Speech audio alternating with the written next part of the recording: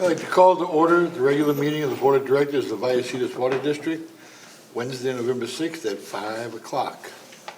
Pledge of Allegiance. Chris, would you please lead us in the Pledge of Allegiance?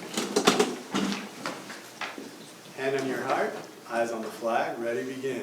I pledge allegiance to the flag of the United States of America and to the republic for which it stands, one nation, under God, indivisible, with liberty and justice for all.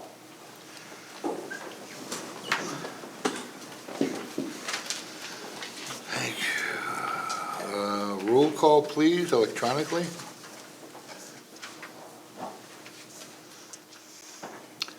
And one abstention, Mike, who will not be here tonight. Okay, I'd like to have a motion to adopt the agenda for the board meeting. Move. Second. All in favor? Aye. Okay, we'll start with public comment. Public comment, I do have a speaker. Mr. Hunsaker.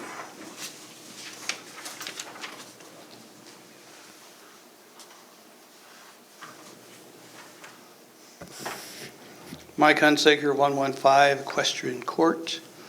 I noticed with interest that you are following the supposable environmental approach of not requiring plastic cups for drinking. I don't think this is a wise idea. We've already had recycling in general, and we only recycle about 25% of our trash. We ship most of it or bury it. We've had straws, which are almost universally ignored. I get plastic bags just about anywhere. But it doesn't appear to me that plastic cups for drinking water is a good idea. This district and many others have made a note that it is improper for a restaurant to serve a glass of water. And the reason is straightforward. It takes 7 glasses of water to clean the cup of the glass after you use it, whether or not you've drunk any of the water. So foregoing plastic cups means you either have to forego washing and presenting a health danger, or you do something which is more symbolic than useful, and you undermine your own water conservation program. I do not think either the health of our ratepayers and citizens, nor the environment, nor our water should be compromised to be politically correct. Thank you. Thank you very much. Moving on to consent calendar. All items will be approved as one motion. We have a presentation. Oh, Presentation. That would be next. we have a presentation. And that's, of course, why. Thank you, President Martin. So just the other day was, again, Imagine a Day Without Water. And we brought videos in the past, usually with kind of a comical tone, with myself trying to order spaghetti where there was no water, and Jason, our former senior engineer, trying to get a beer and getting a glass of grain instead. We took a more serious approach this time. Manisha Bombania is one of our Facebook followers. She's from India, and she's always very positive about the district, even when we're having breaks and issues. And so we reached out to her a couple years ago. Lisa went out to her, brought her some goodies, some water conservation materials, and kind of made a connection. And we decided that we would tell her story for Imagine a Day Without Water. And I'm going to play it, but I need to apologize to Patrick. I ran off to the dentist this afternoon and forgot to remind him, and so whether we've got the sound at the right level, we may have to redo this a few times, but it's my bad for being at the dentist today. So here is the 2019 version of Imagine a Day Without Water. I'm going to pause it.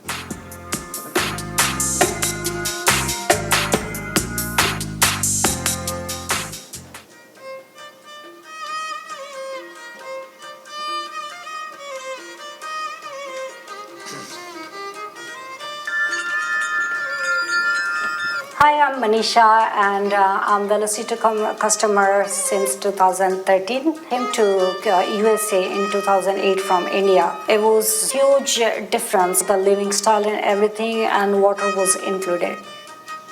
My name is Chanakya Bampania. I was born and raised in India. We came here in 2008. That's us. In India, we would get water only for 2 hours in the morning and 1 hour in evening. When it is a drought situation, they would cut off the evening time. Sometimes even if it's too severe, they would cut off during the morning time. There are a lot of rural area in India. There is still not running water facility. They have to fetch water from far distance, from lake or well. They would walk miles and miles. They would bring it home and then they will do all their chores. Still, a lot of people, they don't have this privilege to take bath or to wear clean clothes every day, or some places if they get water to wash their face every day, they would think that they are very lucky. But we don't really take showers over there because not every house, not every apartment has the shower facility. A lot of the bathrooms there, we fill up the bucket and that's how much you're going to use to shower or to use for personal hygiene. Here, water's always readily available. 365 days, 24/7, hot water, cold water, and pressure. See, people, they take water pressure for granted. Imagine turning on the shower and all you just see is dripping. The flow is not there. In India, I remember there was a big repair going on and we didn't have water for almost 1 week, not a single drop. And then we would buy water through a private water company. They would send us water tanker. If we cannot afford it, we have to go and borrow water from our neighbor. They wouldn't like it because to give extra water away means they have very little. We realized that how difficult the life would be without water, and especially when now you don't have water, the sanitizing, the hygiene thing gets worse. You can't even imagine. You don't want to eat, you don't want to drink because then you have to go to do your natural call, and you don't want to do that because there is nothing to flush and clean. Vallecitos Water District, they are doing so much, and I see that all the time on the Facebook. Something broke, and they would at least fix it right away, so nobody has to go through a lot of hassle. No matter what time, middle of the night, we are lucky to have such wonderful water body serving us. If we have an organization, a government organization such as the Vallecitos Water District and the staff who is doing so much in infrastructure, we as citizens can do at least so much to save some water. If I use just a little bit less water, it's only benefiting future generations to come. Even if we have 24 hours water in our faucet, we should not be wasting it, we should value it.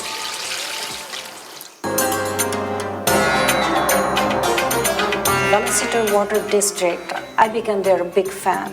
The way they're working, the style of approaching to their customer, and I started watching all the videos they would put on Facebook, how their workers work for the community, and I always feel like it's really hard work and dedication. All the teamwork, everybody is so dedicated. People should be appreciating that how lucky we are that we have such a wonderful water district.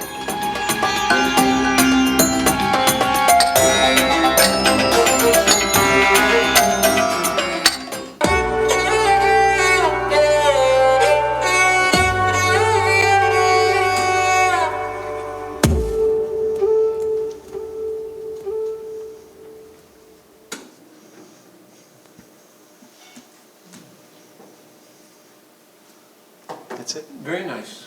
Thank you. So just a few comments, and I'd like to hear from the board. Another great video. I think Chris's team just does such a great job putting these together. And when you hear this story, it's so interesting to hear it from another person's perspective. We're all so used to the quality of services, and you have almost an entitlement mentality that it's, but you have somebody who moved here from a foreign country where it's not the norm, and it's really nice to hear. We had a really small appreciation event yesterday for our field operations folks. We shared the video with them and kind of said, hey, thanks. You guys and girls are the ones who make this happen. So it was a nice event. We just brought in donuts and brought everybody in, and it was a short thing, but hopefully it was meaningful to them. And several water industry agencies have picked this video up, and they're sharing it with their customers too. So it's pretty cool. So congratulations to Chris. It did a nice job. Very nice, Chris. Director Hernandez. Yeah, I think have you guys got your SAG card? I mean, you guys are going to becoming more professional with each and every video. Another wonderful video, and particularly the contrast, which is, different than we have seen in the past, of someone, like you say, from a foreign country, particularly India. If anyone saw the movie Slumdog Millionaire, where they're taking the plastic bottles, filling them with water, and then gluing them back on so tourists think they get bottled water. And very, very good. Wonderful. Congratulations to you and your team. Chris, have you, just out of curiosity, have you reached out to, I would say, Edwards Cinema? They're the largest ones.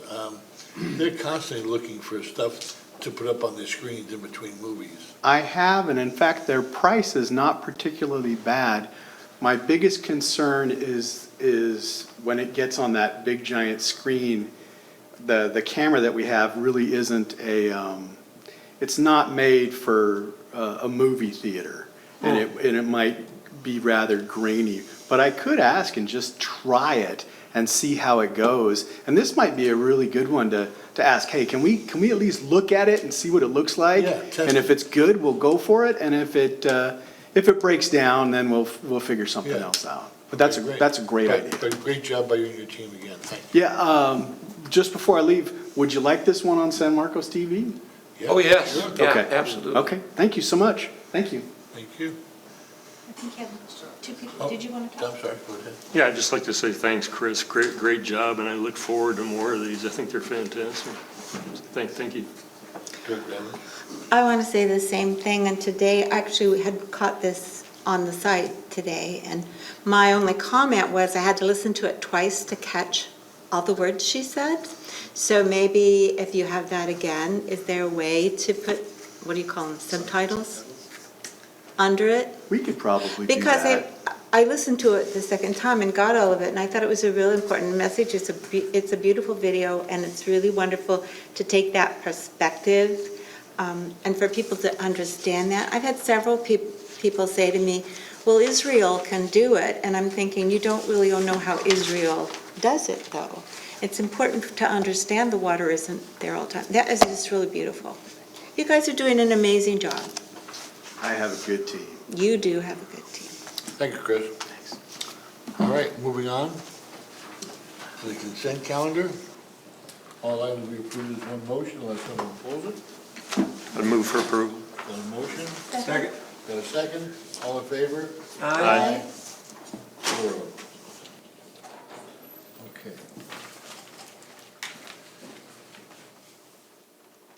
Now is the time and place for a public hearing to consider a resolution to adopt findings required by Government Section 4217.12 regarding anticipated energy cost savings and other benefits. This is the time and place for a hearing to consider acceptance of the Public Health Goals Report. General Manager Prum, will you please give us details? Yeah, I apologize. It actually should be acceptance of the, or consideration for the approval of a power purchase agreement.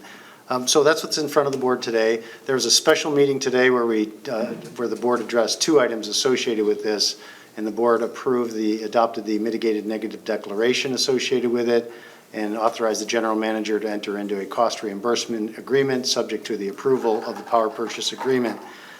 So with that, we did consider this at a workshop on October 31st, last Thursday, and the board got a very in-depth presentation. Today you're going to hear an abbreviated version of that presentation, and James is going to make the presentation, and our consultant Kevin Ross is available if the board has any questions. So with that, I'm going to turn over to James, and it looks like Ryan.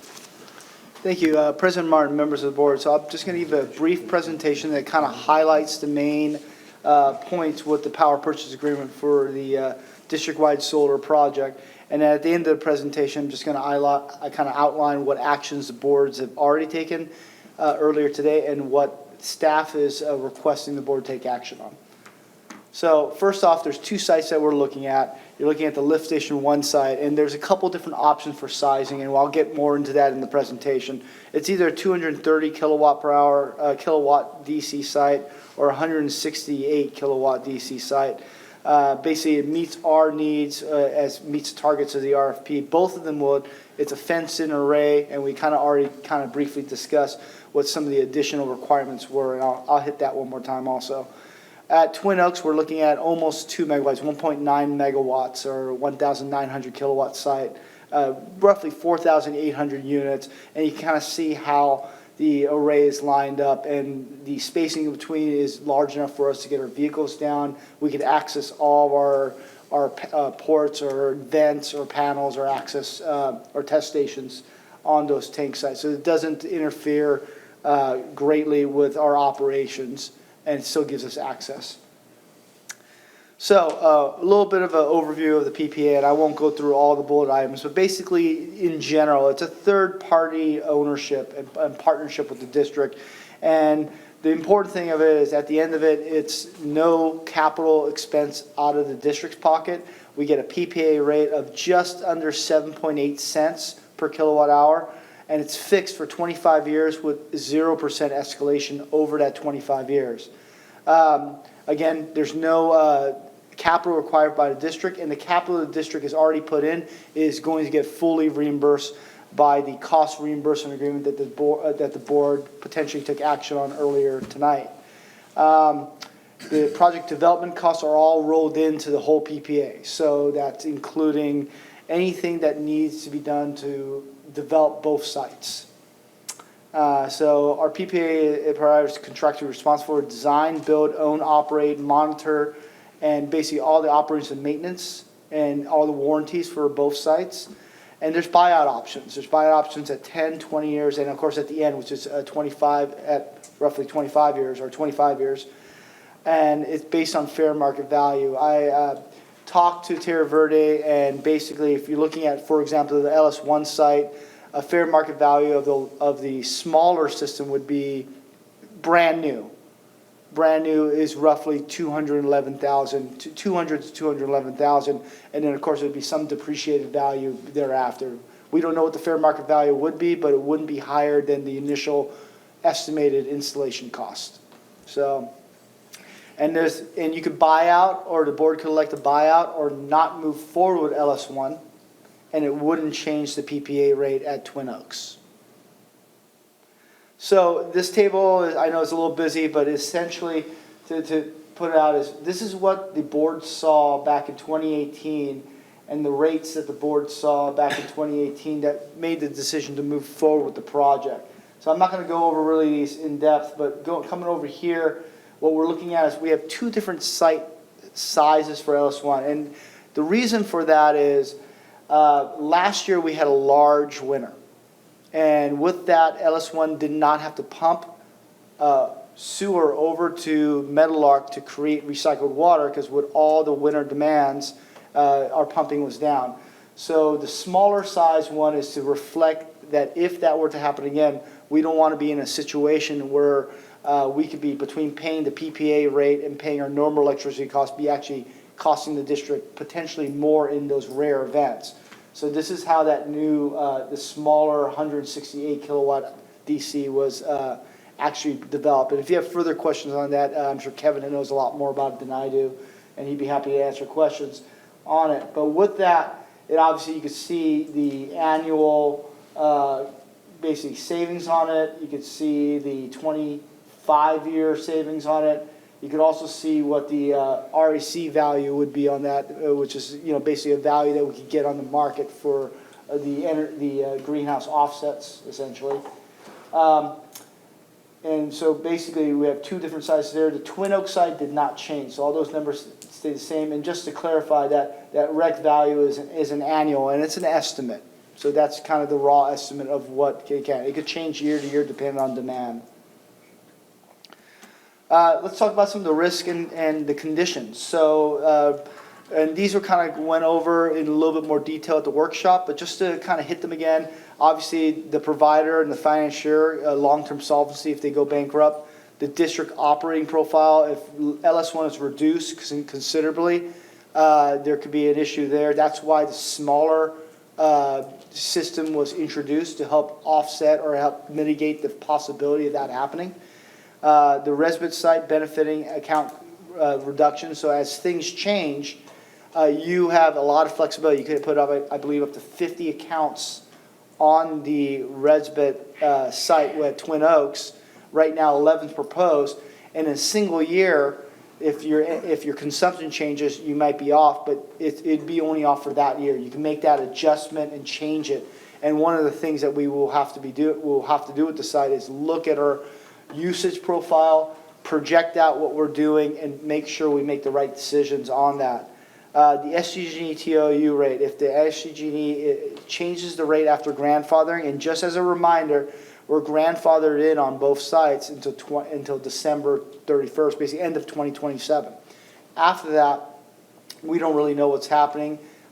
The estimates or the projections are based on kind of going from the existing grandfathered time of use, which gives us a more benefit as peak rates between 12 p.m. and 6 p.m. And it's projected to go into what the current peak rate is for non-grandfather, which is 4 p.m. to 9 p.m., which there's not as much solar production, so you're not getting as much value for the energy you produce, obviously, because you're really not producing any or not much during that period of time. So those estimates were already used in these tables to come up with the numbers that you see, and also SDG&E rates increasing by a total of 3% was also assumed. So you can kind of see the assumption that was used by Tierra Verde moving forward to get the estimates.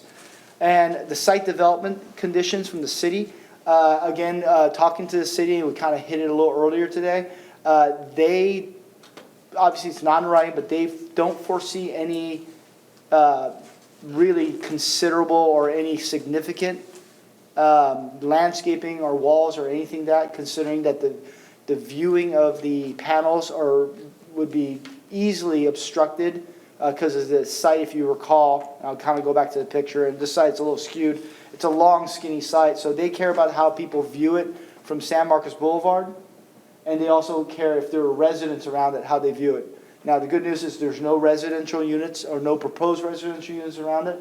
And with the site, the screening and the landscaping is already done, may only be at the entryways and we have existing fences here already.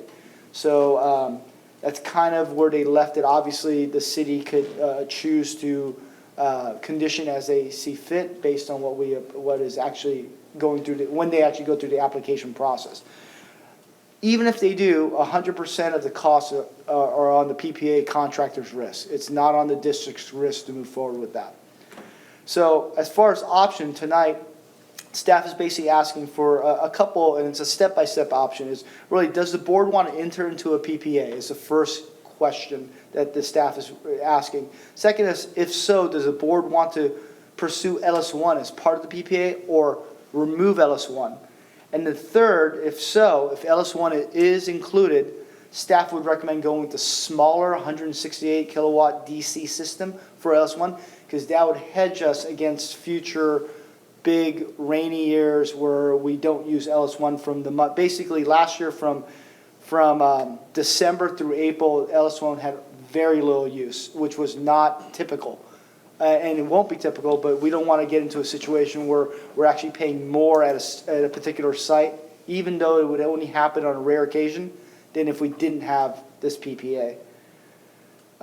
Previous action that the board took at the special meeting tonight was the board adopted the final mitigated negative declaration and all the things that went with it, obviously. And the board authorized the general manager to enter into a cost reimbursement contract pending approval of the PPA, which is before you currently. So the current action that the staff is recommending is, per California Code 4217, conduct a public hearing and receive public comments, and of course close the hearing at the appropriate time. Authorize the general manager to enter into a PPA between PCI, which is SSA Solar of California 5 LLC, and the district, and then adopt California Government Code 4217 Board Resolution approving the 4217 findings and the PPA. So those are the actions before you. With that, I'd be happy to answer any questions. If you have any hard ones, that's why we have Kevin here. The board have questions? Yes, Director Elefant. Yeah, James, with regard to the downsizing of LS1 and staff's recommendation for going with a smaller size installation. So what if you had just like one wet year in every 5 or 6 years? It's still beneficial to go with the downsides? It's more of a risk. If you had one wet year in 5 or 6 years, the larger size would probably still yield a larger savings. But in that one wet year, you could be upside down where the PPA is actually costing us a little bit more money. Yeah, I understand that, but it's kind of this typical weather, which isn't very typical. We don't know when these events happen, but I mean, you know, say it's one wet year every 5 or 6 years. I mean,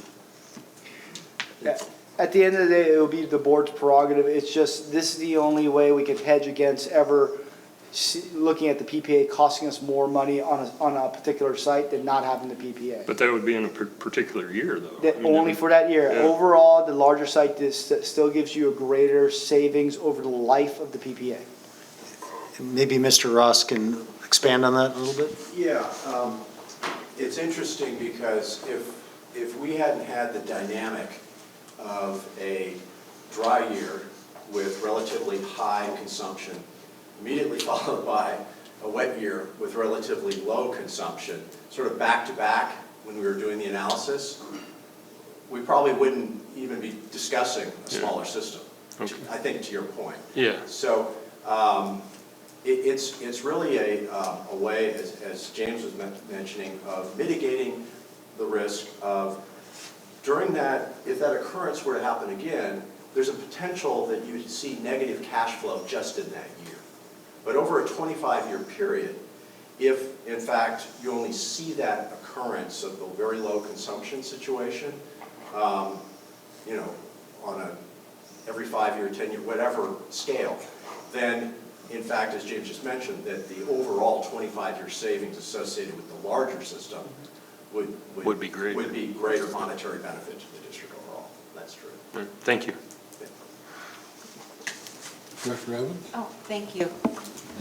My question is on this, we build one and that's our choice, we can't make it bigger later? Can you, so if we, let's say we go with the small one and we find out we really wish we had the larger, can we add to it Yes, absolutely. with difficulty or? There are provisions in the PPA that would allow for that. Obviously, the PPA doesn't contemplate the costs of how big or when in time that would occur, but there is language in the PPA that allows for the district to contemplate adding to that system. And what about if we built the larger one and then chose the smaller one? In that situation, you're reducing the PPA payment basis Okay. to the provider, which is revenue to them that they've used for calculating their rate. So there may be an adjustment. In most cases, that would translate to an adjustment in the PPA rate. It could be done. I mean, the language in the PPA would allow for it, just in terms of the construction, but it would most likely trigger a PPA rate in most cases. In this case, probably not, because they've based the rate primarily on the larger system at Twin Oaks. So even though in most cases there may be a rate adjustment, there might not be a rate adjustment. Okay, and then between the year that was dry and how much, just in the 2 years you've had in your analysis, how much would we have made in the dry year, and how much would we have lost in the wet year, and so does it equal out, or would we, at the end of those 2 years, were we really in debt, or? So the numbers that are there on the spreadsheet will show you what in the first year of production, there would be a net savings of roughly a little over $30,000 achieved with the larger system, with the 237 kW size. Director Evans, it's about $7,000 in the first year load, and then if you look down at that table, over the 25-year life, you can see the difference here. I guess what and maybe this is now, my financial brain is a little confused. So if we were built the large one, we would be anticipating this $972,000 over 25 years? Correct. Okay. If we built a small one, we could anticipate $740,000. Correct. I guess what I'm asking is, if we built the large one and had years that were very wet, would we lose, are you saying we would lose 30,000. over the 25 years? Yeah, if in fact you had, this reduced consumption every year during that period, then you could make the conclusion that you'd have that $200,000. Yeah, we didn't do a rigorous analysis that showed how many wet years you'd need to have to make you go upside down compared to the smaller system. There's just too many factors to consider in. That's what I was asking too, wasn't it? Okay, thank you. Director Hernandez. I do have a number of questions. In the contract on Section 4B, the output guarantee states 85%, and in the background information, although we asked for 95, apparently the RFP came back at 90. Where are we at relative to what the guarantee is? The guarantee is 85%. Okay, and we're comfortable that that Yeah, works? we went back and forth with the PPA providers, and basically at the 85%, even with the difference with some of the other ones offering a higher percent guarantee, when Tierra Verde did their financial analysis with the PPA rate that was being provided by PSI, we still came out well ahead. Very good. The first one, just for the record, so that if anybody's watching or looks back at it, can we verify that Tierra Verde has no contractual connection with SSA? That's true. Very good, thank you. I need a little education on prevailing wage. I'm a little surprised. We're not loaning them money. We're not supplying services. I mean, it's a private contract, but yet they are still bound by prevailing wage. Can you educate me on that a little bit? It's because there's public funds, and it will be a public project, Jim, so prevailing applies. Are the public funds from the SSA side? Because we're not putting any money in. Well, you're entering into a contract for the facilities, so the connection requires you to pay the prevailing wage. Really? I mean, I trust what you're saying. I'm just a little befuddled by that. And likewise, then that is the same thing for the apprentices that is called out. Because it is a government project, somehow connected, I guess, financially, you said? Yes. Again, the financial connection, walk through me slowly what that is? Well, Director Hernandez, I haven't analyzed it specifically. My partner, Glenn Price, did, but I'm giving you generalities relative to having reviewed the contract and done these for other agencies. The connection is that it's a project for a public agency with the connection of the money flowing. The financial relationship between the PPA and the public agency creates the obligation to pay the prevailing wage. Tierra Verde, do you have any insight on that? Yeah, it's actually the power purchase payments that the district will make. So the district is paying the provider that rate for the power that's produced by the Okay, it's so us. There's an exchange of funds, public agency, That's private entity. Even though we're getting, excuse me, a smaller rate, we're still paying funds to them. Okay, now I see the connection. Thank you. Joe Manager, do you have something? Well, I was just going to ask Kevin to opine. He's done a lot of these. Is this a common practice that it be prevailing wage? Yes. Okay. Yeah, just about all of them that we do are prevailing wage with, public agencies. All right. Section 6B has a 110-day construction time. However, if you look at your schedule, it's 283 days. And I don't see that listed in the contract as to the length of the project, and I'm going there because of the next question I have, which is relative to liquidated damages. I think we need, as an architect and a contractor, every contract that I've been involved with has liquidated damages, has a specific time. Theirs is a commercial operation date plus 45 days, which, I mean, they could spend 2 years putting this together, and then the commercial operation date would be established. So is there a place in there that I missed that does not have the total construction days? Now, one thing, I'll let Kevin take it over from here, but I believe the 110 days are working days, if I remember right from what Brandon was telling me. Kevin, could I ask you to go to the mic at the Oh, yeah, lectern, yeah. please? So the commercial operation date is defined as a date in the PPA. I believe it's September, Yeah, 2020. yeah, September 20th, 2020 is the Thir- defined the commercial 30th. operation date. September 30th. Oh, September 30th, I'm sorry. And after that, they got their 45 days, and then after that, the liquidated damages at $1,000 per day is listed in the contract. Okay. Yeah, the 110 days that James is referring to is the period of time that's allotted for what's known as conditions precedence. Yeah, right. Mm-hmm. Right. Okay, I read that part. Yep.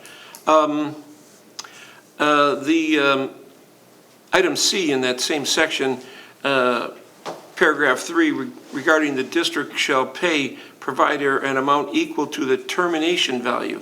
And I couldn't find where what is termination value?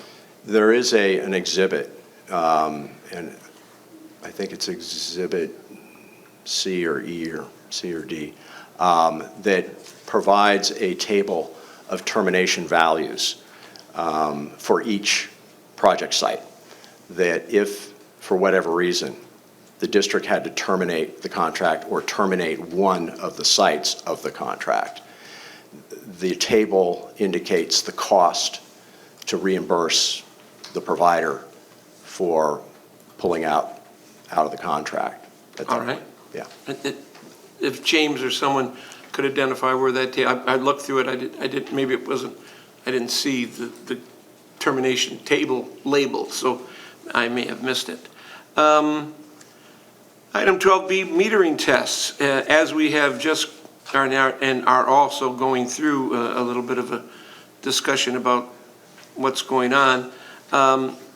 Do the commercial installation have the same access to Solar Edge that residential commercial customers do to identify to us how much power is being produced on a daily, monthly basis? Yes, the terms of the PPA provide that the provider will do ongoing monitoring and that they allow for that monitoring to be picked up by the district as well. So in practice, that's basically a web-based portal that the district will have access to and can view the ongoing production of the system at any given time. Yeah, because the contract calls for a meter review every 6 months, and/or if it wants to be more, the district would pay for that. But you say there is a portal that we can go and look There at. will be, correct, yeah. All right, very good.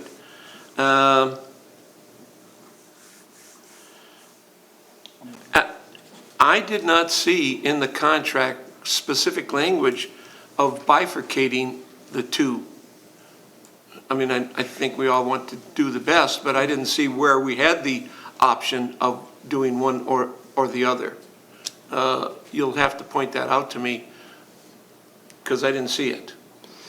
Yeah, I don't think there's any specific terms on disassociating one from the other because the provider has provided a PPA rate that is based on having the two projects together. However, they have indicated that the Twin Oaks site is much more valuable to them Certainly. with respect to the PPA rate that they provided in the contract, in which case they've told us, and we have a recent email from them on this subject, that if the district were to consider buying out or terminating the smaller site, the LS1 site, there would be no impact on the PPA rate for the Twin Oaks site. Yeah, and Director Hand, that's exactly right. The PPA is written as if we're moving forward with both sites. Right. However, we do have it in writing that they will allow the LS1 site to be removed without changing the value or the cost for the PPA to the district. So basically, if the board moved forward on that action and gave the general manager authority based on that action of moving forward with one, not the other, then the PPA would be amended to reflect that, which will allow the general manager to sign it. And our attorney is comfortable with just an email identifying that? No, he's shaking his head. So I think we need to modify the contract specifically to put that language in so that we don't end up, I'm sorry that I'm going so detailed with, but I just have had a personal trauma happen to me legally, and then after this desal situation, I'm crossing every T and dotting every I. So whatever our legal counsel says we need to put in the contract to make that happen, that needs to be in the contract. Just to clarify, that's exactly what I'm stating, is it will be in the contract per board direction, or else the general manager does not have the authority to sign it. Yeah, remember, we're not asking the board to approve the PPA, we're asking the board to delegate authority to the general manager, and we will incorporate any Good. comments and input we Oh, get. perfect. Well, that was one of my other questions. Yeah. I thought that was the case. We're not approving a contract tonight, we're just giving you the authority to ultimately approve one. And Sure. while I have the mic, you asked Yeah. a question, Director Hernandez, about the site termination values. It's Exhibit C of the contract, and you can be found on pages 83 and 84. 83 is for LS1, 84 is for Twin Oaks. Thank you. I am for approving both projects. However, I think that while the first portion, the design and the, I can't remember the term you used, but putting that together, I think we need to check out, and by the way, who did you talk to at the planning department regarding what might be happening? Both Davia Lynch and Joe Faraci. Oh, good. All right. Though they're credible individuals. Not that the other people aren't, but we know how sometimes people say things and then it gets changed around. So You that's, have your favorites. what's that? You have your favorites. Yeah. Let's see. Takes place in provision of contract. Oh, it's interesting, when we had our workshop and I suggested, well, what about other alternative uses that might be compatible or take the place and provide more than $1,900, $2,000 a month? Wasn't readily accepted, so I did a little research. Actually, one of our good friends, Dean Tilton, he's got a site in San Marcos that's 11,000 square feet that Infinity, which is in Escondido, 7.4 miles away, is leasing for $2,700 a month, and they are dying for more space. So I would ask that while the initial development phase of this project is going on, that we have Cressa, this is the real estate company that's been working with Encina to look at other opportunities, to have them look to see if there's any other opportunities, such that if they were to find something, then we might in fact elect not to enter into the LS1 contract, or maybe we modify it such that, because the Twin Oaks site, with 12 feet in between each array, I mean, I don't think we need that much access. We only have a couple of access points, I believe, that maybe we could make up the differential of the panels that would not be placed at LS1 on Twin Oaks and pick up the same amount of dollars. Now, obviously, I don't know the dynamics and whatever the formula is, but I really think we have a bit of time. We can authorize the general manager to approve a contract. We have a little bit of time, even with this deadline, so we get that done immediately.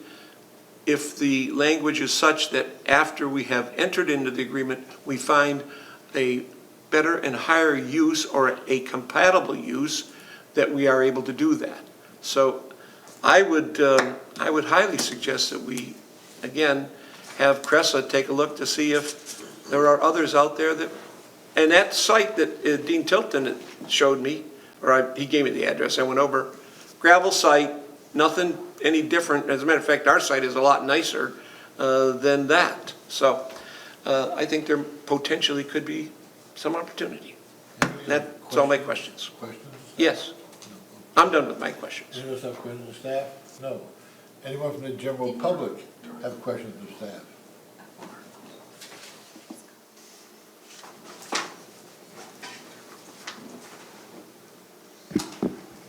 Mike Hunsaker. The state has decided it's going to go with the bullet train, and it's going to do that with a bunch of cap and trade and other expenses, and it controls the cap and trade market. And I've also seen some of it of what's going on with these renewable energy credits. The risks of this venture are huge as far as whatever return can be gotten and what is the value of the renewable credits. That will figure into the fair market appraisal. And that is indeterminate, except that it's going to go up through the roof. I'm not convinced, because of the relatively small amount of money that we're getting in the tens of thousands of dollars per year. But I am concerned about just how valuable these credits are going to be. And I'm also a little concerned about the grandfathering in of the time of use. And I don't think Sempra is our best friend. It's business. It's out to make profits. It's not going to be forever losing money on distribution. If you have time of use, you may be paying 48 cents per kilowatt hour. Most of that is distribution costs. Why should we expect Sempra to continue to subsidize the distribution of our solar power? And why aren't we just biting the bullet? We have massive reserves. If this is a good idea, let's fund it and do it ourselves. Thank you. Oh, one last item. I'm a little concerned about the language about this agreement. It's not really an agreement, it's a template, because it'll be whatever our GM decides is appropriate. And it does not list a time limit. Just because we have an initial agreement does not mean that it cannot be changed at any point later on by whatever GM or designee is in place at that time. I think these are serious concerns. Okay, so 2 questions I got out of that was, one, what's your guess of the value of the tax credits moving forward? And number 2, would it take a board action to make a change to the contract, or could a future GM do it on his own? So the first question is, again, we know what the values are based on what's been put up by Terra Verde. Where are they? Right here, the RC values currently. We don't know what the future values will be. They could go up, they could go down. That's an absolute true statement. So it's a year by year, case by case. So I can't really answer what the future values would be, unfortunately. As far as the agreement itself, the general manager it is a agreement, it's not a template.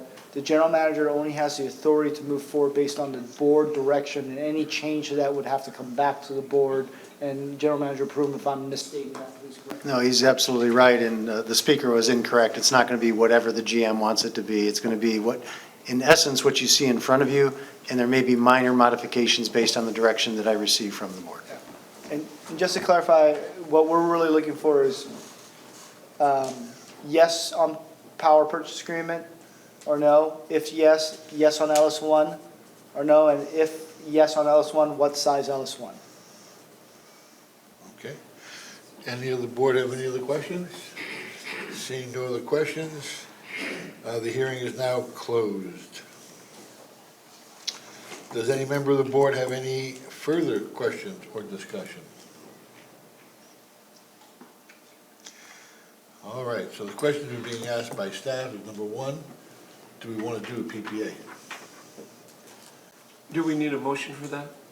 No, just talk about it, and then we can make the motion. Oh. Do you want to do one? Oh. You can make a motion. Well, I will make a motion then. Okay. I would move that we allow the general manager to enter into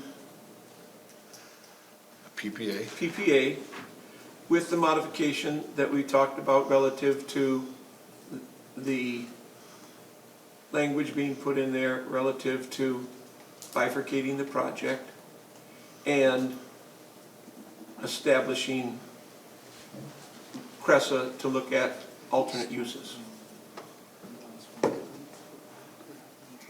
Well, the only problem I see with that is that you don't know if the CRESA wants our 2 acres to do business with us or not. I'm sorry, I can't hear you, Hal. I apologize.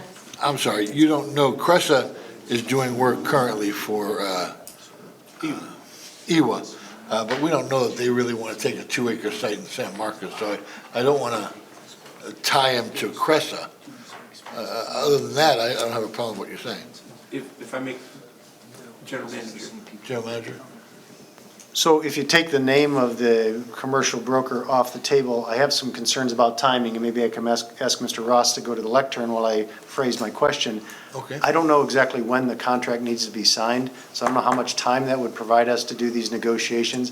Real estate negotiations can take a long time.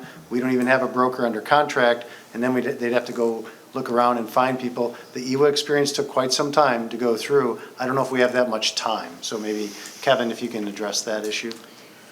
Yeah, the time is of the essence because of the investment tax credit value, which steps down from its current 30% value to 26% starting in January 1st. And there's an IRS rule, actually, that stipulates how much of the project has to be started.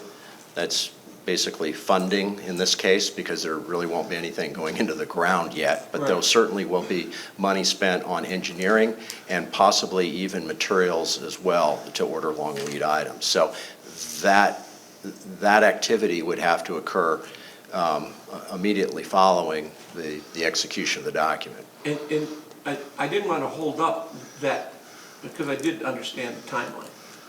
I'm in agreement with having the general manager sign the agreement with the modifications. But there is, within the contract, there is a time frame with which, after the agreement is approved, they are doing the design portion, if you will, and perhaps maybe some purchase of equipment to solidify that 30% credit. It's during that time that I would like to see, and we can scratch CRESA's name and just put an agent of somebody to go out and see if there's an alternate use. Because if somebody came back with even a car storage facility and it's better than the 1900, then I think we would be silly to continue with the LS1 site. So that's what I'm trying to get to. Okay, but let's go back to the original question. We can ask 3 questions. First question is, do we agree with the PPA? Yes. Yes or no? Make your motion for that. Move to approve the PPA, the general manager approving the PPA. Okay. A second? I'll second that. All in favor? Aye. Aye. 4-0. Second question was what again, James? I'll put it right on the board. Do you want to include LS1? If so, does the board, want to include LS1? For the PPA. And let me just answer, I'm a little shocked at you wanting to, instead of using green solar on our site, because you are our green person now, you got rid of a case of plastic bottles a year. Now that you're Mr. Green Jeans, I'm surprised you want to put a trucking company out there or some kind of storage facility out there rather than green power. Well, let me clarify for you. Yeah, please do. I certainly have. Mr. Green Jeans, I go have ahead. taken a little bit of a green jean attitude on some of the items, but. Not on others. But the bottom line is, I want to make the best buck for our ratepayers. And if there is a better buck to be made at LS1, and that's why I said, during this whole initial process, if we could then find the panels and move them to Twin Oaks, then there would be no negative situation. But that's for the professionals to worry about. And again, my question is, I thought one of the reasons that we liked the idea of it, or at LS1, was because we could have a buyout in 10 years. We're not locking up our property forever, which if you build something, you are. If you're just using it as an empty lot, that doesn't matter who you use it for, I get it. But I'm just saying, once you put a building on it, that completely changes our potential use for it in 10 years. Didn't mention anything about building, I just mentioned. I know you didn't. Having someone look to see what alternate uses are out there for us to make a more informed decision. Okay, so General Manager. If I may, James, can you bring up the table that shows the, so I guess I would encourage the board to consider not just the lease, or what you can get for a lease, but we have this savings, which we fixated on. If you went with the smaller one, it's $23,000, but you also have the rec value. So combined, it's about $50,000 per year estimated, somewhere in that range. So it's closer to $4,000 per month, over $4,000 per month, not the $1,900 that you see here. So if that helps, I don't know if it helps or not. Do we get the rec value monies? Yes, the rec value, we get the credits, so we get to sell them on the market. And I don't know the process, and maybe Kevin can help us understand that better, but that's a value that we have, that we look to the market on an annual basis and we sell them. My sense, in the California market, those are going to get more valuable as time goes on, not less valuable, but I can't guarantee that. So I would encourage the board to look at both those lines, the savings and the rec credits, if you want to compare it to a potential lease value. Well, thank you very much for that clarification, because I didn't understand that portion. But, forget the but. And we still could potentially, if somebody's getting $2,700 for 11,000 feet, and we've got 80,000, maybe there's more to be had. And unless we look, we will never know. And so that's why I'm suggesting we look. Director Evans. Thank you. Actually, my question is for you, Jim. It sounds really tempting to get $27,000 or more a month. But I'd like to know, do you know how long that lease is for? Can Dean tell you that Mercedes is going to do it for 25 years? No. 1 year, 2 years, 3? I don't have that information. However, if it's 1 or 2 years, then perhaps there's someone else that may want something else. Again, we don't have the information. And what we're doing is making the decision right now without full information. I think the way I look at it is we're making a decision that we're going to say yes or no to LS1, and we're going to include the clause that we could bifurcate it later. So I would like to say we go for LS1 now, and we have some time. It may only be a few months, but I don't think looking into that needs to be tied to this motion. It can be a direction. I personally think we should go for LS1. And although I'm a little concerned about the possibility of us losing money if we have a wet year, I feel when we're building it, we should go for the larger one. And in the process, I would like to direct that you kind of do that detailed thing on a guesstimate of where we're going, if it would help us at the last, for you to present a right decision to us. But my thought is to choose the larger now. We can always choose a smaller later. That's my thought. That's actually two, I'm sorry. Is that your motion? Okay, it's a motion that we've done the power, that we would include, what's the word? The LS1 would be a part of the PPA, and that we would go for the larger one at this time. Second that. So we have a motion and a second, we need a vote. And I've agreed with that from the beginning, and I'm a yes on that. Can I ask clarification, Board? You've raised the concept of bifurcating LS1, and that's not in the motion, and I just want to be clear. So if you- I neglected to put that in my motion. I would like to amend my motion to... You didn't have a motion. It's Director Evans' motion, Yours is so already- Oh, no, I'm sorry, you're right. Would you like me to add it to my motion? I'm not advocating one way or another. I'm just asking for clarity because you mentioned bifurcation, and in my understanding, Kevin can correct me if I'm wrong, that clause would have to be added into the contract in order to secure our rights to bifurcate or remove LS1 from the contract. Probably they're only going to give us a window of time to do that. Yeah, any decisions about not including it at all should be done as soon as possible. However, the PPA does provide provisions for pulling out of that part of the contract at any time during the contract. The only issue is that there would be termination values associated with that single project. Or if you were to wait 10 years, you would have the option to buy it out at a depreciated value. And maybe you could help me out or help us out. To make that decision before the tax incentives and before any significant time or money spent on LS1, how fast would Vallecitos have to make that decision? Well, I've not brought this up with the PPA provider, and certainly I'll do that tomorrow morning. But I would imagine it would have to be done within the next 2 weeks. I'm sorry, I didn't hear the last part. Within the next 2 weeks. Next 2 weeks. And that's exactly what, so when we're talking about this, we have a 2-week decision. So if the board would take that into consideration, whether we move forward with LS1, if we decide to move forward with LS1 and then pull out, it's a decision that needs to be made really quick. Director?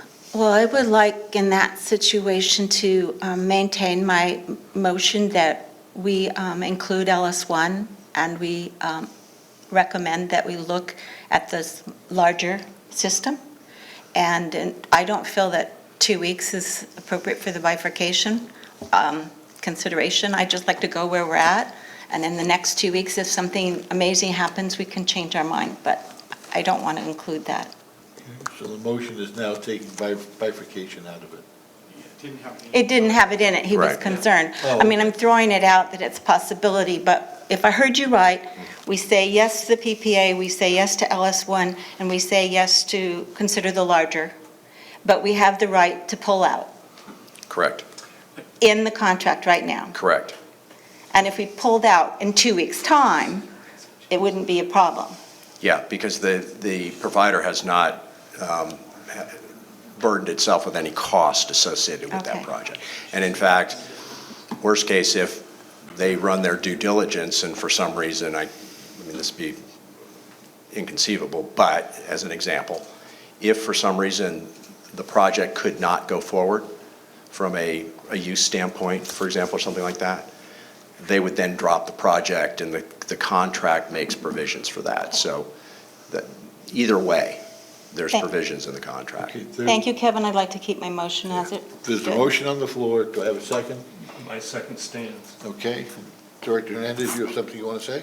I was going to ask, is the termination cost proportionate to the amount of work that's been done? The termination costs page only 83. begin to kick in after the project's already started up and running. Very good, So thank you. I think we're talking about a period of time before anything gets built. Thank Yeah. you. Yeah. All right? And the 300,000 that we're all in on this, in our money, for paying you and staff costs and all that, if we choose not to go with the PPA, that's our cost. If we choose Correct. to go with the PPA, then they're paying for it. Correct.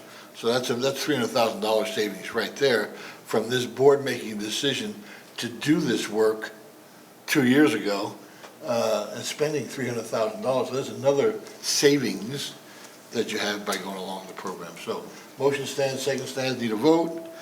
And this is going to be a electronic vote, I do believe.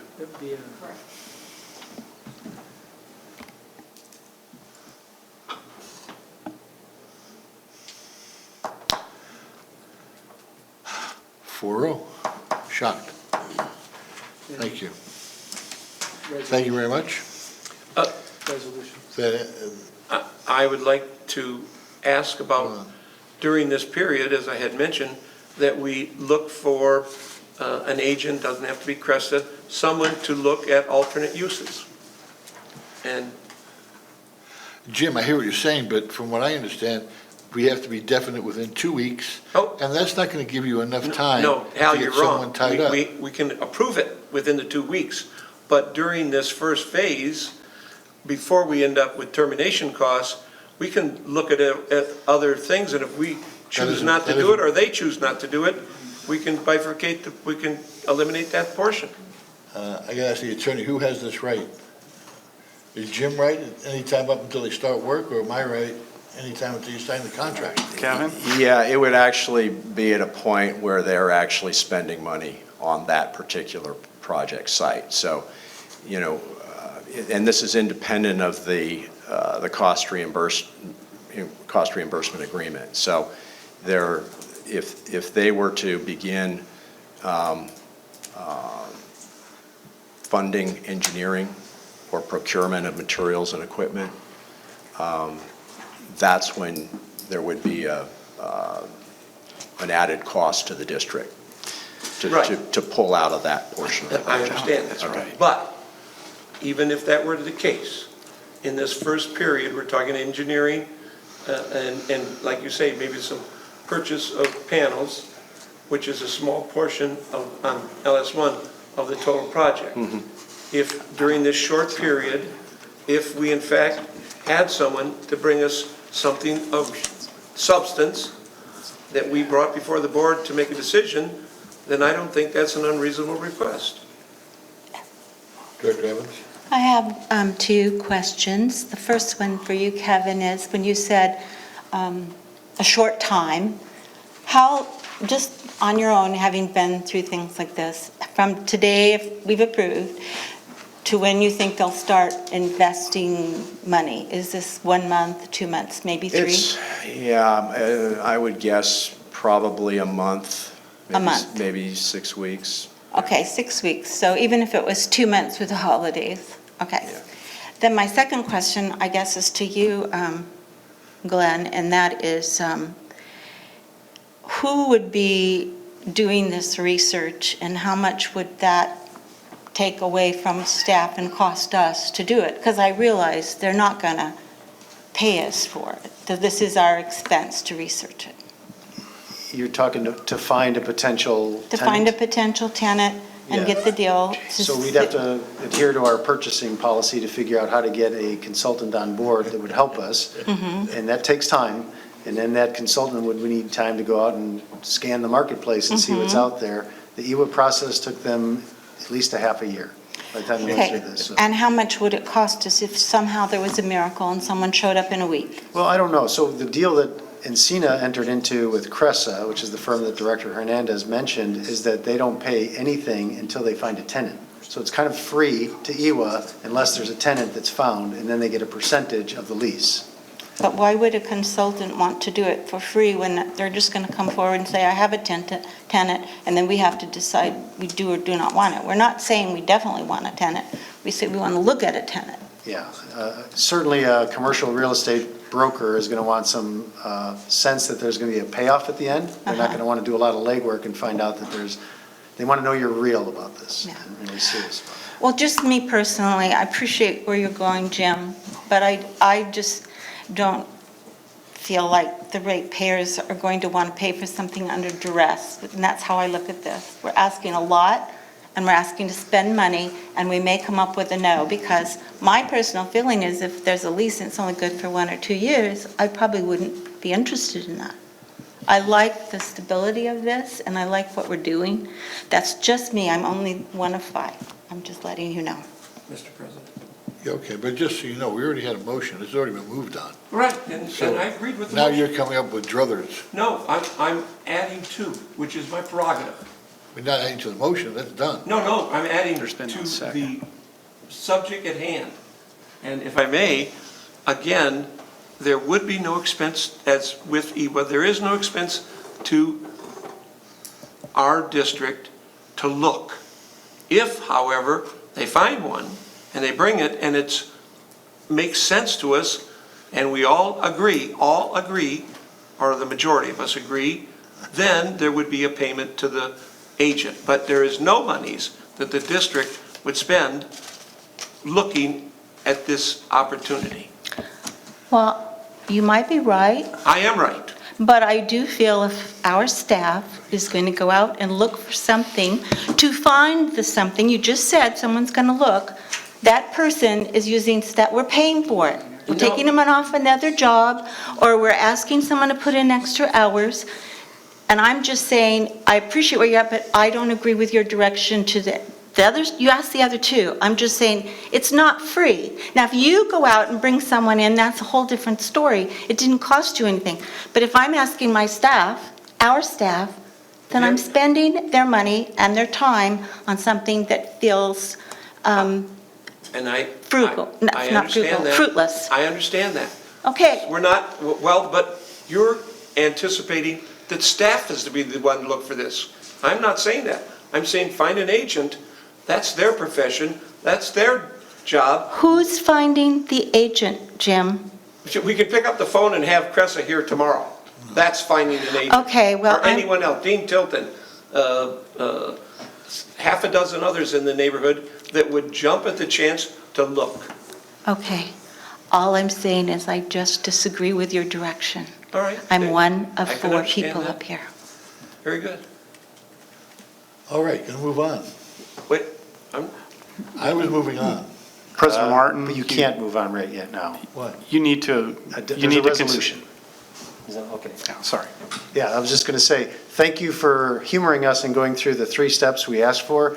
And the end of that is there is a resolution that you have to go through because there's a process with the power purchase agreement. It's a very simple step. It's just adopt the resolution approving Diane, the what's the power purchase resolution agreement. number? Resolution 1560? 1660? 15150. 60. Okay, I need a motion. So moved. move. Need a second? Second? All in favor? That's a resolution. Resolution. All in favor electronically?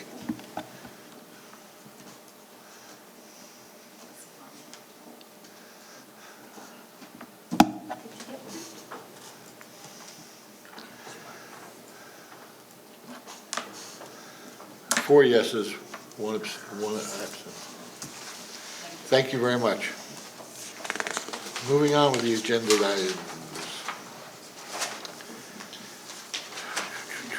Item 3.1.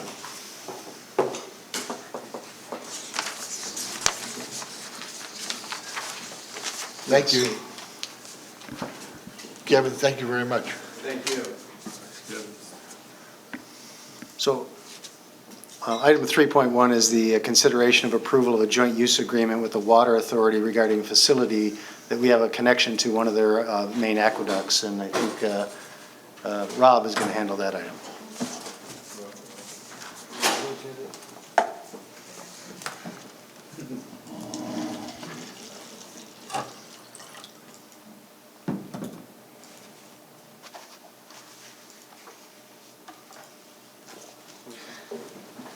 Okay. Good afternoon, President Martin, members of the board. Thank you very much, General Manager. So what I have before you here is approval of a joint use agreement. This is for our facilities that connect to the Vallecitos 2 flow control facility. So this all got started because the San Diego County Water Authority is planning on replacing that 1958 built facility here known as Vallecitos 2. I'm going to use the cursor here. So what we have here is we have a pipeline connection that comes out of Rincon Avenue and comes up on a City of Escondido owned property to the Vallecitos number 2 flow control facility, which the County Water Authority has an easement for. As it turns out, as the County Water Authority has been going through this planning process for this new flow control facility, we've discovered that there's no existing rights for the district's connection facility from Rincon Avenue to this Vallecitos number 2 flow control facility. So basically why I'm here today is the County Water Authority just wishes to clean this up. And that's the point of the joint use agreement. So the joint use agreement will be with the County Water Authority and the City of Escondido. Escondido is the one that owns the property. So the joint use agreement would basically give us the right to access and maintain our pipeline north of Rincon Avenue. That's not saying that we're doing it now. This just legally lets us do it. The area is approximately 61 square feet. It's actually a very small area that we're talking about here. But this whole pipeline connection will also be utilized when the San Diego County Water Authority does replace the Vallecitos 2 flow control facility. So it'll be the same connection point to the new facility as well. There's no cost to the district on this for this agreement here. As I stated here, you will see this again here. I will have another agreement coming back before the board probably in a few months for the new Vallecitos 11 flow control facility with the County Water Authority. But with that there, staff recommends that the board approve the attached joint use agreement for its connection facilities to the Vallecitos 2 flow control facility. And I'd love to answer any questions that you may have. Any questions from the board? I've got a question. Yep. Yeah, is there any cost to Vallecitos when the water authority upgrades their? So the new Vallecitos 11 flow control facility here, that's going to be constructed, designed, funded completely by the County Water Authority per the draft agreement that I've seen here. And I certainly don't expect that to change before I have a final agreement to bring back before the board. So there's no cost related to that project? No. The only cost there that we may incur there is just we do have to isolate our facilities here, but provided that we have all the infrastructure in place, and that's all we need to do is basically show up and make sure that we shut down our facilities when they're making the connection. Thank you. Okay, go for a motion. I'd move approval. Second. All in favor? Aye. 4-0. Number 3.2, award professional service agreement for Montiel Lift Station and Force Main Replacement Project. All right, I think Ryan and James are going to take this item. Thank you, General Manager. Ooh, Ryan, it's our first crack at you. Good evening, members of the board. What I have before you right now is the construction contract award for the Lawrence Welk Court water line replacement. Oh, I'm sorry. Oh, the wrong one. What I have before you is the award of professional services agreement for the Montiel Lift Station and Force Main Replacement Project. This starts back in 1985. The Montiel Lift Station was constructed as a temporary facility. It was intended to be in operation for less than 5 years.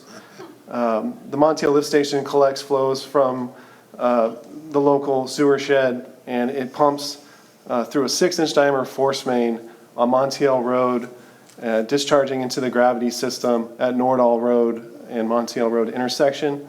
From there, it goes gravity flow through the Nordall gravity sewer system through those shopping centers there. The 6-inch diameter force main serving the Montiel lift station is also in danger of failing, and it's in severe need of replacement as well. The existing 8-inch diameter gravity sewer downstream, which transports wastewater from the 6-inch diameter force main, cannot serve the additional development needs of the sewer shed.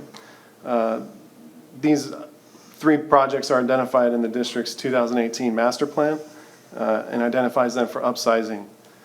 The total cost of all 3 is in the range of $2.1 million. You may remember staff previously worked with the city of Escondido in the early 2000s, evaluating the Montiel Gravity Outfall Project, which was going to redirect flows through gravity, decommissioning the lift station altogether and tying into the city of Escondido's sewer system. Ultimately, it was decided this idea was not endorsed by the city of Escondido and requiring a replacement of the lift station and force main infrastructure. So on July 17th, 2019, the district submitted a request for proposals to 5 local engineering firms in San Diego County. These firms were asked to present their experience in designing wastewater projects similar in nature. Of the 5, on August 16th, 2019, staff received proposals from 4 of the 5 firms. Of the 4 firms, Michael Baker International was selected as the most qualified consultant. On October 7th, 2019, staff met with Michael Baker International to discuss the proposed scope of services and negotiate. Through that process, we added in some additional survey limits to evaluate the downstream gravity sewer segments of the system and study that during pre-design. The scope of services and fee was revised and finalized and can be found enclosed, which is $522,172. On top of that, on top of those planning, design, bid, and construction services, engineering services during construction, staff and other services are estimated at roughly $40,000 and overhead and materials roughly at $100,000. Bringing our total budget value to that $2.815 million.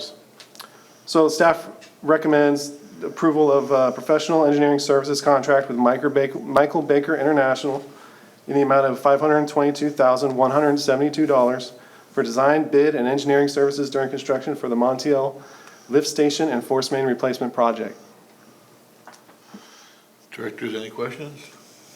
Director Lothar? Yeah, I was curious of staff, when was the last time we did have discussions with the city of Escondido?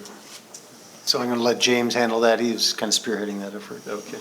Yeah, so we actually, if the board may recall, we actually authorized a consultant contract to do a study to do what we call the Montiel Gravity Outfall, and it was actually budgeted last fiscal year. So we completed that study and looked at their system, and basically there was a few major issues at Escondido. Their small sewer lines and the way they've outlined their sewer system, and I don't remember the lineal footage that would need to be upgraded, but basically several thousand feet of their sewer system would need to be upgraded and enlarged to accommodate our flows. So we got kind of the final, no, this is a no-go from the city of Escondido less than a year ago. And that reasoning was essentially the amount of No. sewer main they would have to upsize? No, that wasn't the main. The reasons they were just not, at the end of the day, they're just not interested in taking additional sewer flows in from another agency. In even suggesting if we were to pay for all those upgrades, their answer was still no. Well, I hope we can be as cooperative if and when the time comes when they need something. That's all I got to say about that. So, Yeah. Thank you. I have a couple of questions. Where do our flows originate from? What area are we pumping from? So the Montiel gravity area is basically between, and Rob, you could probably help me with this a little better, but between the freeway, the 78 freeway, the 15 freeway, and is it Rock Springs Road? Yep. Yeah, more or less, that's a general area here between 50 and 78. It goes up to Rock Springs in that area. We do have quite a bit of infrastructure, and we do have quite a few homes in that area too that are not hooked up to our sewer system. They're on private septic systems. So there is definitely opportunity for additional flows to come into the future.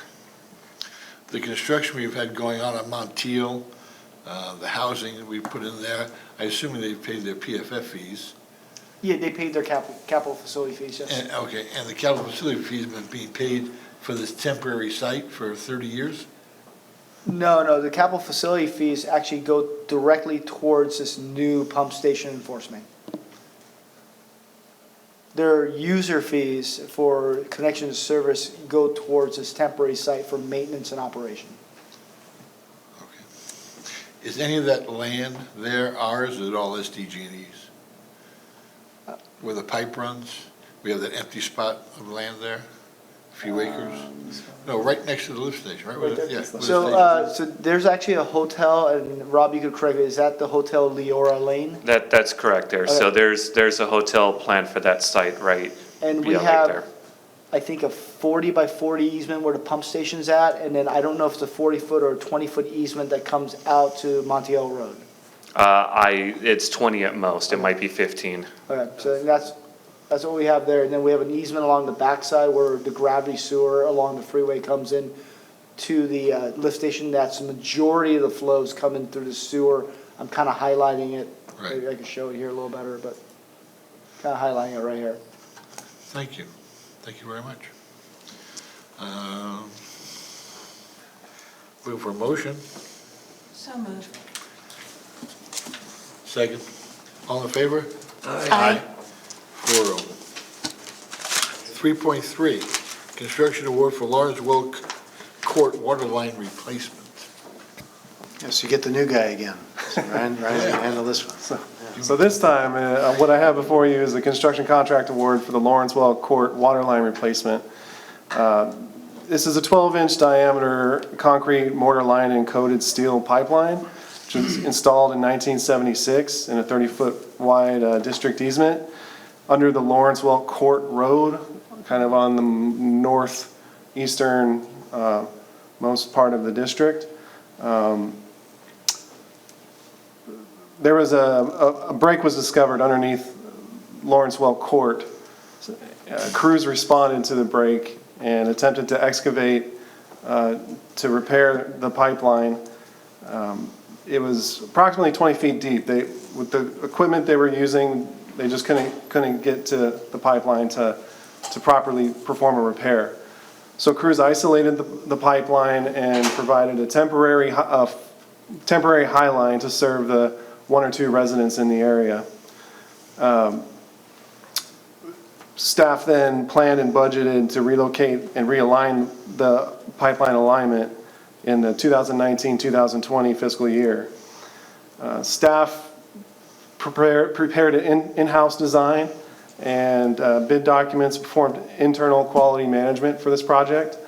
And on October 17th, staff invited 4 contracts to the job site and conducted a pre-bid meeting on October 29th, 2019. At 2, the district staff received and opened bids from the 4 select bid contractors.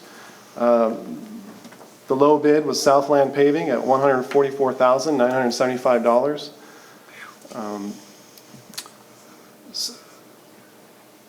Staff and council completed the evaluation and qualifications and determined that Southland Paving was the lowest responsive bidder and responsible bidder. Staff will perform in-house construction management and inspection services for the project.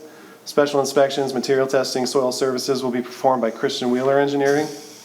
The total fiscal impact totals $419,527. The existing budget is $679,000. Staff recommends authorizing the general manager to execute the construction contract with Southland Paving in the amount of $144,975, subject to the provisions of the Lawrence Welk Waterline Replacement Agreement in general. conditions. I've got a question right off the bat.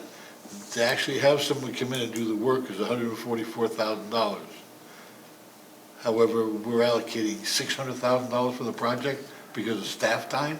No, the original budget, when we planned and budgeted for this project to essentially go out to a design consultant, we factored in all those items, and that totaled $679,000 estimated budget. By doing in-house design, we were able to save some of those funds, and the construction cost is now, the bid came in at $144,975. We have a 10% contingency at roughly $15,000 there, and we estimate staff and overhead design in total to date was around $12,000. And the geotechnical services we anticipate in the future is around $8,000. And then future staff time totaling around $80,000 through construction with in-house. How many thousands? 80,000. 80,000? Including inspection services and in-house engineering services. And overhead. So totaling $259,473. The budget surplus is $419,000. So just to kind of piggyback on that, when after the break originally happened, and we were at the point where we knew this wasn't an emergency repair, we stepped back and really evaluate it. It was close to budget time, so we looked at the worst case scenario, what we'd have to fix. If you look at that line, there's an existing larger diameter line that goes underneath the road. It was more than 20 foot deep. So through the process, when we budgeted, it was quite an expensive job to unearth that line at 20 feet deep and replace it. However, we decided, looking at what needed to be done, that there was another line that we could pick off of and reconnect the line and basically restore proper service back to the one or two homes that are on it. With that, we also decided to, instead of going out and getting a consultant, that both Ryan and his staff, Lito Santos, our engineer, could do the design in-house, which saves a considerable amount of money. And then instead of going out for a construction management contract, which would cost well above $80,000, we're going to do that in-house. So that $80,000 includes all of our inspection time and overhead. So really, the total budget is, as Senior Engineer Morgan stated, is $259,400 and change. And we have a budget surplus of over close to $420,000 is anticipated at this time. Thank you. And all we're asking the board to approve is the award of the construction contract. The staff and overhead construction phase is just an estimate at this time. If it's less, it'll be what it is. But it could be less. It'll probably be less. Director Evans? I just had one question. There's such a difference between Southland Paving and Orion, and not so much with the other two in between. That's $100,000. But we've used Southland before, correct? Yeah, it's been a while since we've used them, but we've used Southland here before, and they've been used primarily a lot more in the central San Diego and south area, and they're coming kind of back up here. I think they're interested in getting more work and getting more emergency repair work. The contractors that we called were all reputable contractors that lots of agencies use that do their emergency repair work, so they're trusted. I see. Okay, well, I'd like to move for approval. I'll second that, but I have one additional comment. Motion, a second, and a question, or comment. A comment. I'd like to commend staff on finding a cheaper way of doing something. The engineers are fairly expensive. Good job. Yeah, coming in that much under budget, that's great. Unless you overestimated in the beginning. That doesn't happen. Yeah. Always over budget. I'll be very interested in seeing when you come to us with the final project, with it finished, how much your staff is charging us for this. May know that. By the way, I really like the fact that you're a new guy because you're wearing a tie. See, the old guys don't wear ties. Got it. Old guy. All right, thank you. Okay, so we have a motion and a second. All in favor? Aye. Aye. 4-0. Thank you very much. Great job, great savings. All right. Now we'll go on to the reports. General Manager report. Director Evans, can I ask you to pass those out? Oh, show and Just one tell. each. So I just have one item. Yeah, it's a show and tell. So the Water Authority is part of their public outreach, and they're trying to inspire confidence in the public. They've developed a campaign. And I did not take one.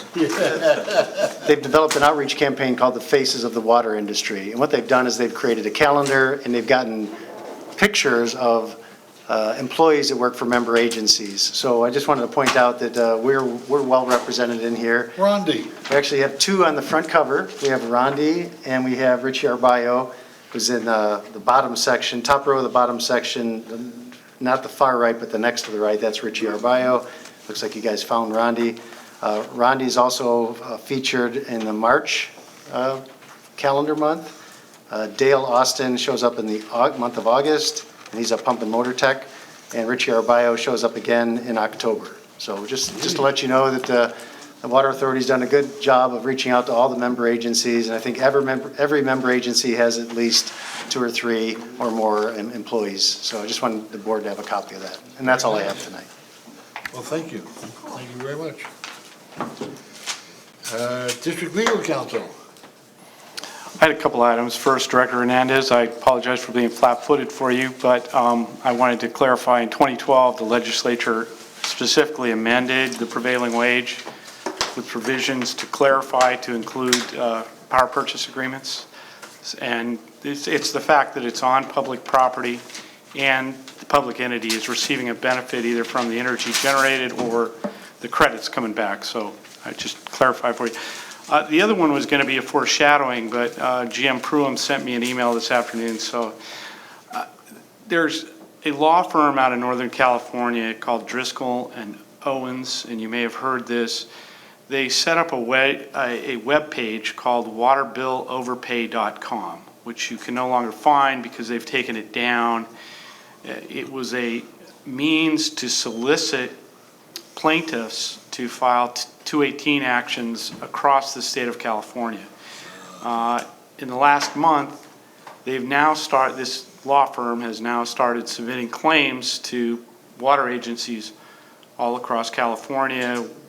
We have at least 12 that we're aware of now that have been submitted as claims. And unfortunately, or as fate would have it today, Vallecitos fell victim and received a claim along that same lines. We'll probably bring that back in the future, but I had it to kind of foreshadow what might be happening, but it did happen before. All of the claims submitted are generic, and they simply allege violation of 218 relative to the rates. I think the intent of this law firm is to get all these claims filed, and then potentially file one gigantic class action, which will be interesting. But we're working with all our clients and folks in terms of responding to the claims and to deal with it. This isn't like the ADA claims that that the law firm said you can settle out of this for $10,000 or something like that. Well, yeah, and Jim Pruitt and I had a conversation about that. Right? It may be, it may not be. They may see it as a vehicle to. It looks like it's a very small law firm of 2 people who have claimed to be in public interest. They've handled some really small level stuff. They may see it as their business development plan for the next 5 years. I don't know, but we'll see how it plays out. Thank you. San Diego County Water Authority.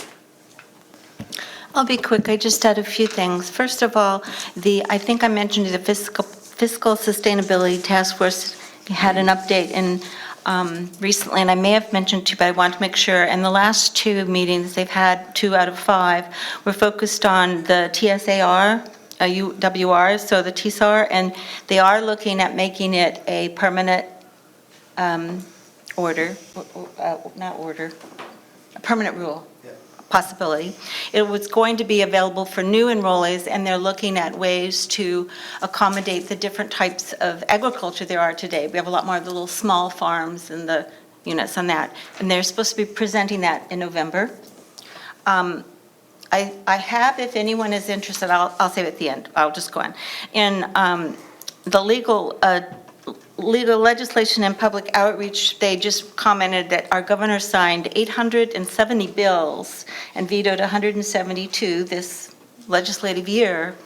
There were 2,600 plus bills introduced in 2019.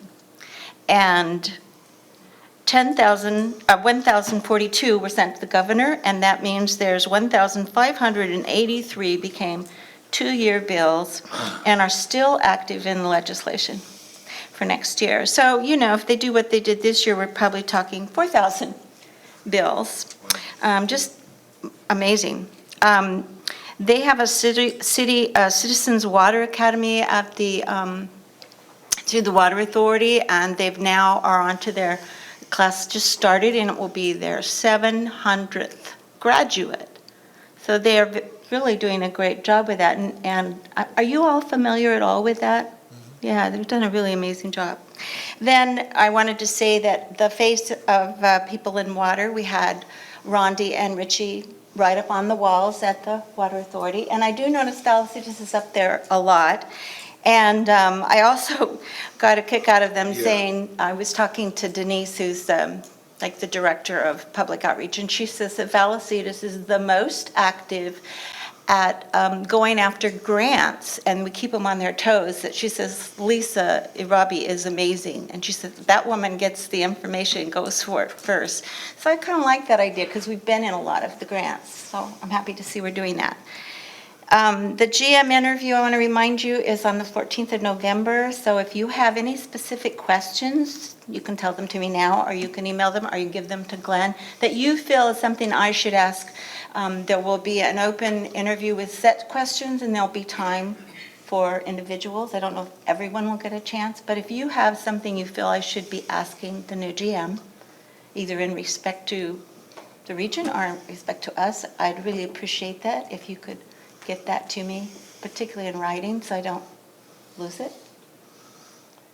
Just think about it. As an overall, the only thing I can think of is ask them, tell them our plight, and what do they think about it.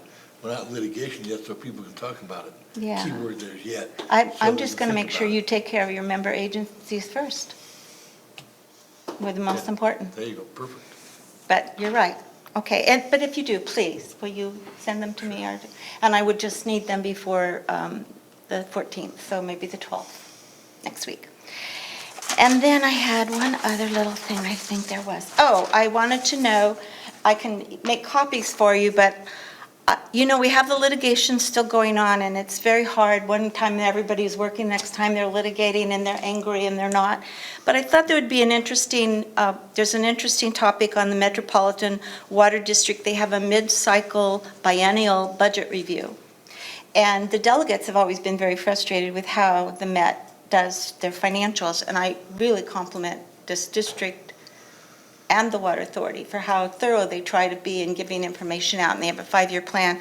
I just thought you would find it interesting that next year, MWD is forecasting that water sales will continue to track below budget through 2020, and without any additional financial management actions, they anticipate withdrawing more than $135 million from reserves to cover the shortfall. Secondly, however, to mitigate the forecasted fiscal year 2020 revenue gap and capital expenditures which are tracking at $100 million above budget, MWD plans to issue $190 million in unplanned debt to cover the capital expenditures and shift $90 million in pay-as-you-go revenues to fund it. They just do this, they don't explain things.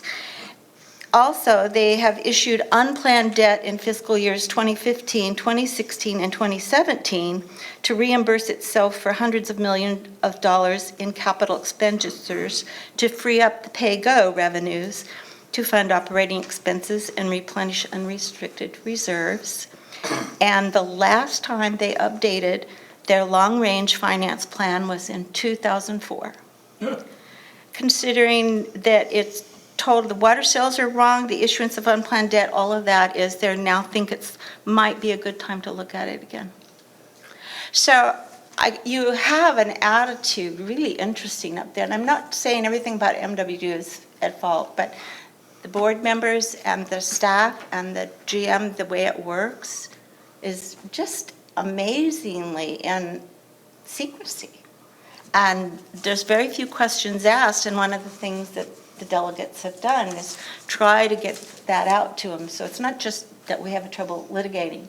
In fact, they still argue that they are above and do not have to address Proposition 26. It doesn't apply to them, or 218, because they're above and beyond. So if you're interested, I can email you a copy of this little report. It's like 5 pages long if you want to see the details.